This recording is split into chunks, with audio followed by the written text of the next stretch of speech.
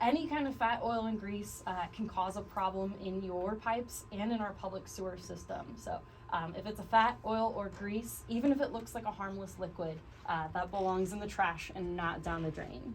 I think that there is sort of a misconception out there that if your house is fairly new or less than 20 years old, you can't possibly have a problem. Would you like to address that? Sure. So, regardless of the age of your home, fog, fats, oils, and grease will affect your plumbing, your pipes, and our sewer systems in all the same way, regardless of age. Some people make fun of me for rinsing the dishes before putting them in the dishwasher, but what if you have fat and grease stuck to the plates? What should you do then? Yeah, so what I do and what I recommend everyone else does is scrape all of that into the trash first. So I keep a spatula by my trash can and just scrape it right from the plate into the trash. You can also use a paper towel, but anything to keep that out of your sink and out of the drain. I was telling Wendy that I live in a high-rise, and that complicates matters even more because you have somebody above you who you hope does the right thing, and someone below you who hopes you do the right thing. That's exactly right.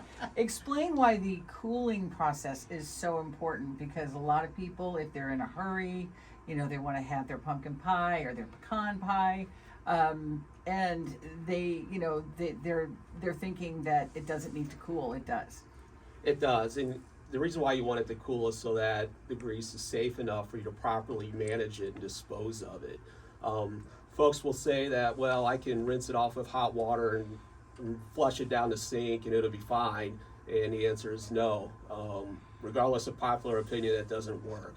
The appropriate way is to let the grease cool off in the skillet, pour it off into a bowl, let it cool, and then you can properly wipe it up with a towel and safely put it into a can or some other container before you trash it. So I remember my grandmother always did was have it in a coffee can and kept it in the refrigerator and then would reuse it. Absolutely, yeah. I mean, there's a lot of flavor in the drippings that you get from meat. Absolutely, reusing it is a great approach. But if you're not going to reuse it, put it in a can, put it in a jar, put it in something that you can throw away. Right, nothing paper, because you don't. Right? I mean, you don't want anything, or cardboard, or is cardboard okay? Should it just be glass or maybe like a can? Not plastic, because if you pour a No, certainly not in plastic. I've made that mistake. Oh gosh, yeah, I guess just we all leaving it have. a mess if Only you put it once. in cardboard. But Right. up to you if you want to deal with the mess. But either way, make sure it ends up in the trash. Perfect. What about mayonnaise?